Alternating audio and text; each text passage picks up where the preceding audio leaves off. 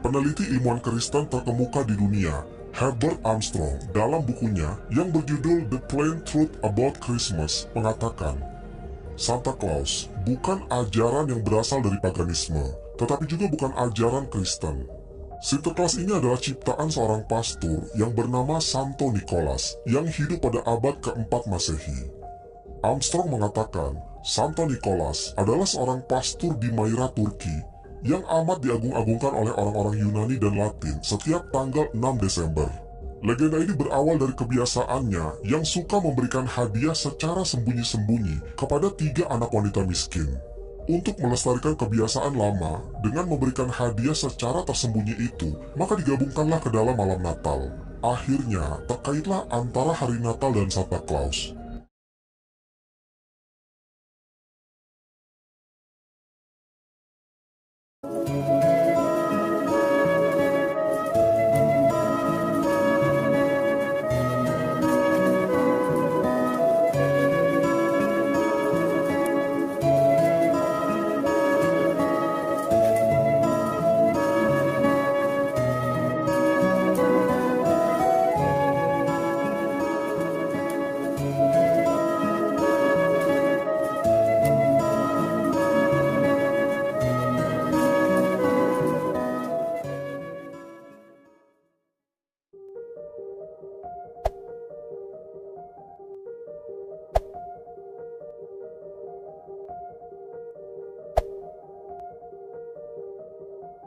Santa Claus atau Sinterklas adalah sosok ikonik yang tak terpisahkan dari perayaan Natal di berbagai belahan dunia.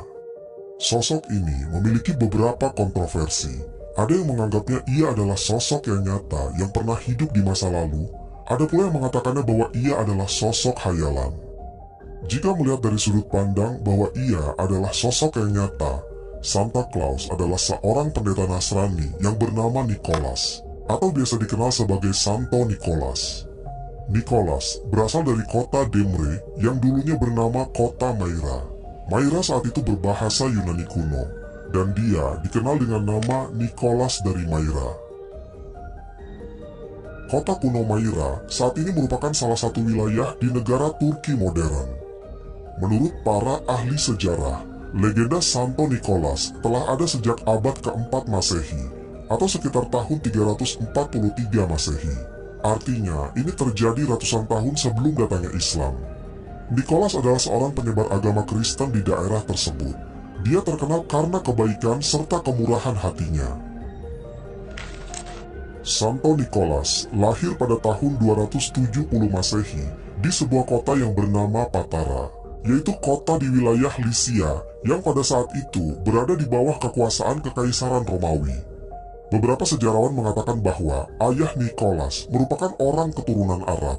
Dia dibesarkan dalam keluarga Kristen yang kaya raya. Namun sejak muda, dia dikenal memiliki kepedulian besar terhadap orang-orang miskin dan yang membutuhkan. Salah satu kisah yang paling terkenal tentang Santo Nicholas adalah bagaimana dia membantu seorang pria miskin yang memiliki 3 orang putri.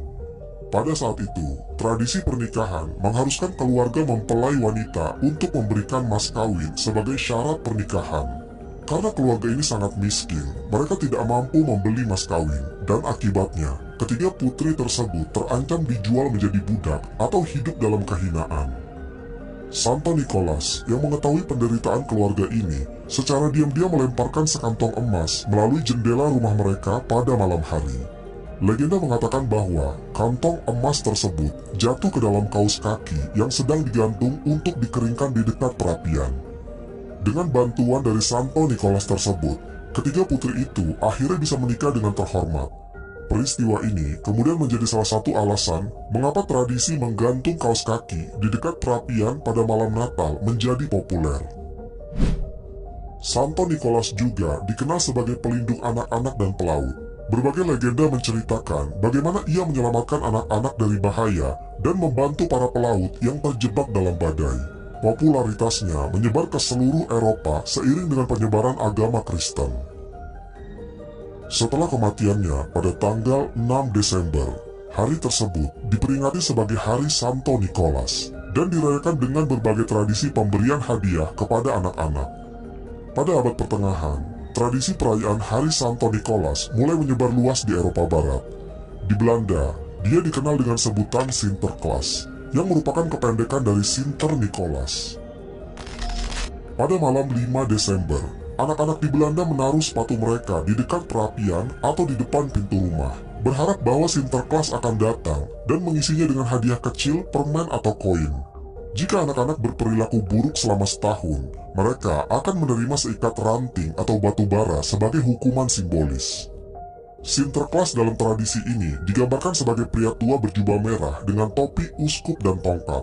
Dia sering ditemani oleh asistennya yang disebut sebagai Zwarte Piet atau Piet Hitam, yaitu sosok yang membantu Sinterklaas membagikan hadiah. Meskipun Zwarte Piet kemudian menjadi sosok kontroversial karena konotasi rasialnya, pada masa itu ia dianggap sebagai pelengkap dari Sinterklaas. Di Jerman dan di negara-negara Skandinavia, tradisi serupa berkembang dengan karakter yang mirip. Di Jerman dia dikenal sebagai Nikolaus, atau di negara-negara Nordik, figur ini disebut sebagai Julenis atau Yule Elf, yang akan muncul sebagai pembawa hadiah pada musim dingin. Meskipun nama dan ciri-ciri fisik mereka berbeda, inti dari semua tradisi ini tetap sama, yaitu seorang pria tua yang baik hati datang untuk memberikan hadiah kepada anak-anak yang berperilaku baik. Ketika para imigran Belanda mulai pindah ke Amerika pada abad ke-17, mereka membawa serta tradisi Sinterklaas. Kota New Amsterdam, yang kelak akan menjadi New York, menjadi pusat penyebaran tradisi ini. Nama Sinterklaas secara perlahan berubah menjadi Santa Claus dalam pengucapan bahasa Inggris. Namun popularitas Santa Claus di Amerika Serikat tidak lepas dari pengaruh penulis dan ilustrator abad ke-19. Pada tahun 1823, sebuah puisi yang berjudul A Visit from Saint Nicholas, atau yang lebih dikenal sebagai The Night Before Christmas, yang diterbitkan secara anonim. Puisi ini menggambarkan sosok Santa Claus atau Saint Nicholas sebagai pria tua gemuk dan ceria yang datang dengan kereta luncur yang ditarik oleh 8 rusa kutub.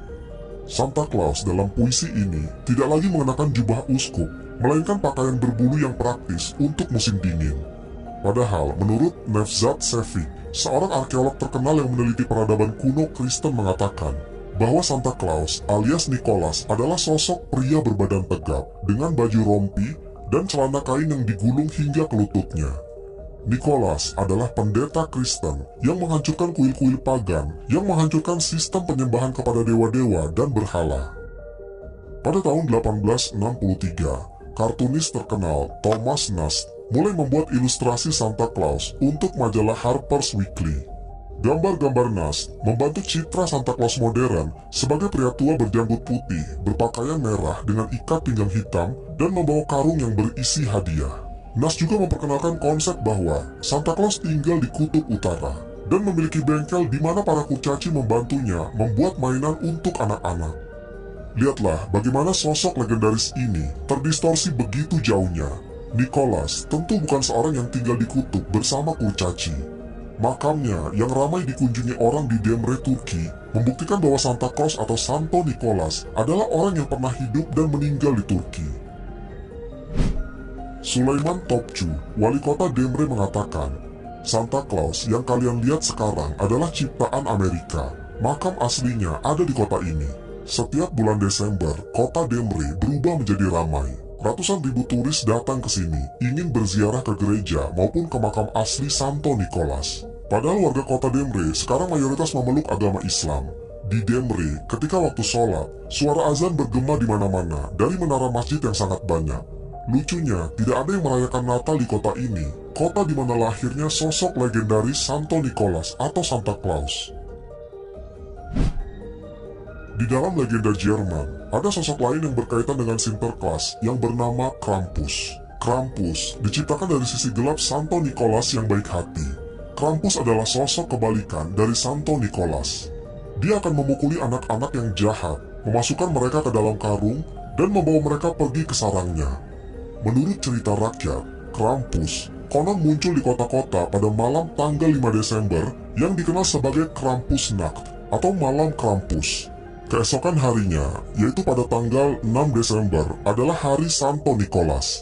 Ketika anak-anak melihat keluar pintu mereka, untuk melihat apakah kaos kaki atau sepatu bot yang mereka tinggalkan pada malam sebelumnya berisi hadiah karena telah berperilaku baik. Jika kaos kaki atau sepatu bot itu berisi hadiah, berarti tandanya anak itu baik. Namun jika berisi ranting, berarti anak itu jahat. Pada intinya, tujuan Krampus sebenarnya sama seperti Santa, yaitu membuat anak untuk berperilaku baik. Meskipun beberapa sejarawan telah mengkonfirmasi bahwa Santa Claus atau Santo Nicholas adalah sosok yang nyata yang pernah hidup di Turki, namun beberapa sejarawan lainnya justru skeptis. Seperti di Vatikan, walaupun Sinterklaas merupakan gambaran dari seorang uskup gereja Katolik, Paus tidak yakin akan kebenarannya, karena pada kenyataannya lebih banyak dongeng atau khayalan yang dibuat mengenai Sinterklaas, bahkan juga tercampur dengan berbagai kepercayaan dan budaya. Pada tahun 1970, Vatikan menghapus dan mencoret nama Sinterklaas dari daftar orang-orang suci. Tetapi karena banyaknya protes yang berdatangan, akhirnya Vatikan memberikan kelonggaran dan kebebasan untuk memilih apakah Sinterklaas termasuk orang suci atau bukan. Semuanya diserahkan kepada diri masing-masing. Tetapi secara resmi, Sinterklaas bukan termasuk orang yang dianggap suci lagi. Mengenai penggambaran Sinterklaas di era modern yang bertubuh gempal, berjanggut putih, dan berperawakan tua, menurut Dr. Nathan Grills dari Universitas Melbourne mengatakan, dengan tubuhnya yang selalu digambarkan tambun, Sinterklaas dianggap tokoh yang banyak minum dan kurang berolahraga. Sifat-sifat malas ini tidak bagus untuk anak-anak yang selalu senang dengan Sinterklaas karena selalu memberi hadiah Natal, meskipun itu berasal dari orang tua mereka.